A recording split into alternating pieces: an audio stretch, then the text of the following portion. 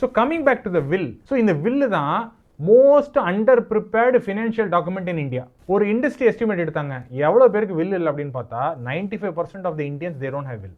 Actually it is a ticking time bomb for wealth transfer. ஒரு registered வில்லை நம்ம create பண்ணுறதுக்கு ஒரு 1000லேருந்து 2000 மட்டும் தான் ஆகும், அதுக்கு மேலே ஆகவே ஆகாது. இந்த வில் இருந்துச்சுன்னா எவ்வளவோ லேக்ஸ் ஆஃப் ஃபீஸ், அட்வொகேட்ஸ்க்கு போகக்கூடிய fees, family disputes, distant relative disputes, இது எல்லாத்தையும் தவிர்க்க முடியும். ஸோ நார்மலாக வில் எழுதுறவங்க எல்லாத்துக்குமே எழுதுவாங்க. Mutual fund accounts, டிமேட்டு, bank accounts, properties, இது எல்லாத்துக்குமே வில் அவங்க எழுதி ஸ்பெசிஃபை பண்ணி யாருக்கு எவ்வளோ அமௌண்ட்டு எவ்வளோ அசெட்ஸ் அப்படிங்கிறத கிளியர் கட்டாக அவங்களால ஸ்பெசிஃபை பண்ணி எழுத முடியும். பெனிஃபிஷரிஸ் நேம் கிளியராக இருக்கணும். ஒரு எக்ஸிக்யூட்டரும் அவங்க வந்து அதில் அப்பாயிண்ட் பண்ணணும். அந்த எக்ஸிக்யூட்டர் வந்து அந்த அசெட்ஸை டிஸ்ட்ரிபியூஷன் பண்ணுறதுக்கு ஹி வில் டேக் கேர். இந்த மாதிரி வில்ஸை வந்து லோக்கல் சப் ரிஜிஸ்ட்ரார் ஆஃபீஸில் அவங்க ரெஜிஸ்டர் பண்ணாங்கன்னா அது என்ஃபோர்ஸபிலிட்டிக்கு அது ரொம்ப ஈஸியாக இருக்கும். நார்மலாக இந்த வில்லை ஒரு ரெவ்யூ பண்ணுவாங்க. எப்போ ரெவ்யூ பண்ணுவாங்கன்னா ஒரு 3 to 5 years once assets increase ஆகும்போதோ இல்லை அசெட்ஸ் வித்திருக்கும் பொழுதோ, ஃபேமிலியில் மேரேஜ் ஈவெண்ட்ஸ் இந்த மாதிரி நடக்கும்போது, அடிஷனல் மெம்பர்ஸ் வரும்பொழுது அதுக்கு ஏற்ற மாதிரி அந்த டிஸ்ட்ரிபியூஷன் இருக்கணுங்கிறதுனால அந்த வில்லை வந்து 3 to 5 years ரெவ்யூ பண்ணுவாங்க.